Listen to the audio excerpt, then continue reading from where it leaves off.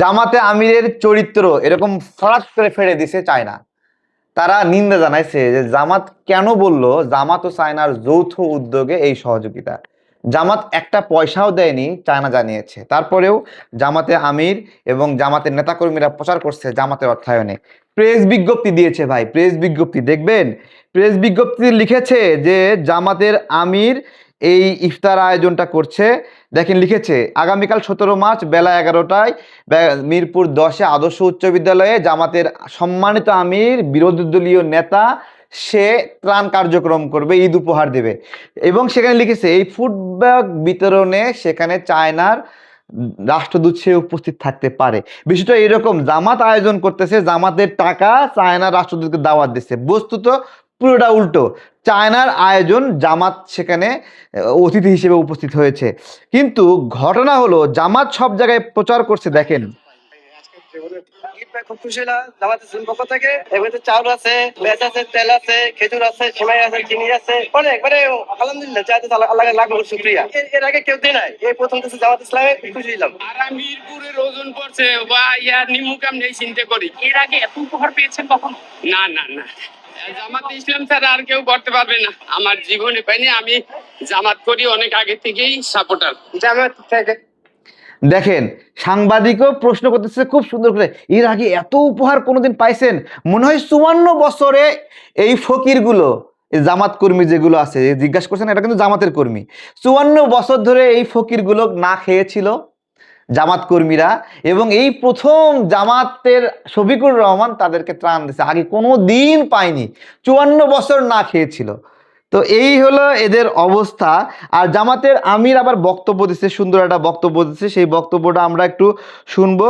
দেখেন কি বক্তব্য দিচ্ছে। চীন বাংলাদেশ মৈত্রী সম্মেলন কেন্দ্র, এটা পরিপূর্ণভাবে চীনের অর্থায়নে বাংলাদেশের জন্য উপহার। এখানে বাংলাদেশের একটি টাকাও নেই, পুরাটাই চীনের উপহার।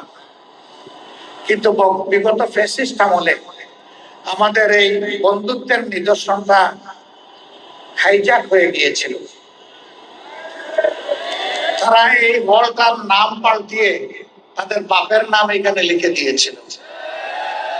এটি চরম অকৃতজ্ঞতা। এখন বিষয় হলো এই বক্তব্যের সঙ্গে আজকের এই বক্তব্যের সমস্যা কোথায়? সমস্যাটা কোথায়? প্রথম সমস্যা হলো তিনি একটা বক্তব্য দিয়েছে যে আওয়ামী লীগের যে আছে তারা হলো চীনের উপহারকে তাদের বাবার নামে দিয়ে দিয়েছে। ঠিক আছে, এইটুকু একটা বক্তব্য, কিন্তু এখানে আরেকটা সমস্যা ঘটে গেছে।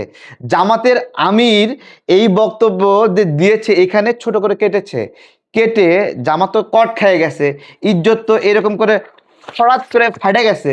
তো এখন ফাটে যাওয়া ইজ্জত জোড়া লাগানোর জন্য তারা প্রচার করতেছে যে জামাতের আমির নাকি বলছে যে এই উপহারটুকু সম্পূর্ণ চায়না অর্থায়নে, এইটুকু কাটছে, কেটে প্রচার করতেছে। জামাতের আমির আগেই বলছে যে এই ঈদ উপহার নাকি চায়নার অর্থায়নে, সে আগেই বলছে, কিন্তু এই বক্তব্যটা সে আওয়ামী লীগকে স্যাবোটেজ করার উদ্দেশ্যে দিয়েছিল। সেইটুকু কেটে দেখাচ্ছে জামাতের আমির প্রাপ্তি স্বীকার করছে। তো এই হলো প্রতারকদের অবস্থা, যারা জাকাতের অর্থ, সহযোগিতার অর্থ, অন্যের সহযোগিতার অর্থ নিজের নামে, এবং চায়না দূতাবাস প্রতিবাদ করেছে। আরেকটা গুরুত্বপূর্ণ ঘটনা, সারা বাংলাদেশে বিভিন্ন বিশ্ববিদ্যালয়ে শিবির তারা ইফতার বিতরণ করতেছে, ইফতার আয়োজন করতেছে, যেটা তুরস্কের জাকাত ফান্ডের। আমার প্রশ্ন, ঢাকা বিশ্ববিদ্যালয়ের শিক্ষার্থীদের, রাজশাহী বিশ্ববিদ্যালয়, শাহজালাল বিজ্ঞান প্রযুক্তি বিশ্ববিদ্যালয় সহ যেখানেই শিবিরের ছেলে পেলে তুরস্কের জাকাতের টাকায় ইফতার আয়োজন করছে, আমার প্রশ্ন হলো আপনার বাবা মা কি এতই গরিব যে আপনারা শিবিরের ওই জাকাতের অর্থের টাকা দিয়ে আপনারা ইফতার করলেন? আপনি কি জাকাতের হকদার? ঢাকা বিশ্ববিদ্যালয়ের একজন শিক্ষার্থীকে জিজ্ঞাসা করছি, যারা জাকাতের অর্থের ইফতারটা খাইলেন, আপনাদেরকে শিবির তারা কি ডেকে বলেছিল যে এই ইফতারটা জাকাতের টাকার ইফতার, তুরস্কে জাকাতের টাকার, আপনারা খাবেন কি না? আমি ঢাকা বিশ্ববিদ্যালয়ের শিক্ষার্থীদের জিজ্ঞাসা করতেছি, রাজশাহী বিশ্ববিদ্যালয়, শাহজালাল, চট্টগ্রাম বিশ্ববিদ্যালয়, যত বিশ্ববিদ্যালয়ে শিবির তুরস্কের জাকাতের টাকা দিয়ে ইফতার করছে, এবং যারা যারা সামর্থ্যবান হওয়া সত্ত্বেও শিক্ষার্থীরা বাবার টাকা থাকা সত্ত্বেও এই জাকাতের টাকায় ইফতার করছেন, তারা আল্লাহর কাছে কি জবাব দিবেন? আপনাদেরকে শিবির কি বলছিল যে জাকাতের টাকায়?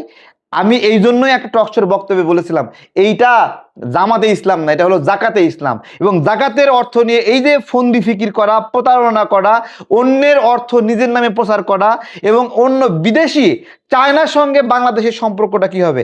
জামাত কিন্তু ফায়দা জাল লুটে নিছে। এবং এই যে দেখেন বাংলাদেশকে বেইজ্জতি করছে চায়নার কাছে, যে এরা এরকম ফটকা কেন, তাই না? জামাত কিন্তু যে নাম কামানো সোশ্যাল মিডিয়া তারা কিন্তু নিয়ে নিছে, কিন্তু বাংলাদেশের সম্মানটা কি অবস্থা হবে? বাংলাদেশকে তো চায়না খারাপভাবে জানলো। এই যে বন্ধুত্বপূর্ণ অর্থায়ন দলীয় রাজনৈতিকভাবে নিল। দেখেন একটা কথা বলি, কোনো সরকার যখন ক্ষমতা থাকে, ইউএসএইড, ইউনিসেফ সহ বিভিন্ন দেশ সহযোগিতা করে, সেগুলো সরকার তার মতো করে বিতরণ করে, সরকারের নামে বিতরণ করে। কিন্তু এটা আওয়ামী লীগ করছে, এটা বিএনপি করবে, জামাত কোনোদিন ক্ষমতা থাকলে জামাত করবে, সরকার করবে। সরকার মানে কি? রাষ্ট্র করে। রাষ্ট্র মানে কি? জনগণের অভিভাবকরা করে। কিন্তু জামাত কি জনগণের অভিভাবক? বলেন, জামাত কি সরকার আছে? তাহলে সরকার না থেকে বিদেশি অর্থায়নের একটা অর্থ নিজ দলের নামে প্রচার করা কতটুকু সঠিক? এই জন্যই বলছিলাম জামাত একটা বিদেশি ইস্টাবলিশমেন্ট, যার শাখা আছে ভারতে, যার শাখা আছে ইন্ডিয়ায়, যার শাখা আরও বিভিন্ন দেশে থাকতে পারে। এবং এইটাই বাংলাদেশের অস্তিত্বের জন্য হুমকি, যে এটা বাংলাদেশের স্বার্থ নিয়ে কখনো কাজ করতে পারবে না। কেন পারবে না? কারণ বাংলাদেশের যে স্বার্থ নিয়ে কাজ করতে গেলে জামাতে ইসলামের যে পাকিস্তানি ব্রাঞ্চ আছে, ওরা পাকিস্তানের পক্ষ নিয়ে টানবে, ইন্ডিয়ান যে ব্রাঞ্চ আছে ইন্ডিয়ার পক্ষ নিয়ে টানবে, অর্থাৎ ওদের সব দেশের স্বার্থ নিয়ে দেখভাল করতে হয়। এই জন্য বলি যে এরা কেন বেশি বেশি বিদেশিদের সঙ্গে বসে। দেখবেন ইউরোপীয় ইউনিয়নের সাথে বসে, আমেরিকার সাথে বসে। 1971 সালেও বাংলাদেশের বিরুদ্ধে যখন জামাত অবস্থান নিয়েছিল, সেই আমেরিকা সাহায্য পাইছিল, চায়না সহযোগিতা পাইছিল।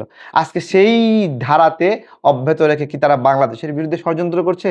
চায়না অবশ্যই এই বিষয়ে ক্লিয়ার করেছে যে চায়নার সম্পর্ক বাংলাদেশের জনগণের সঙ্গে, বাংলাদেশের সরকারের সঙ্গে, এবং এই অর্থায়নে, এই ইফতার, ঈদ উপহারে জামাতের কোনো অর্থায়ন নাই। তাহলে এই যে প্রতারণা করলো, এই প্রতারণার বিচার কি হবে?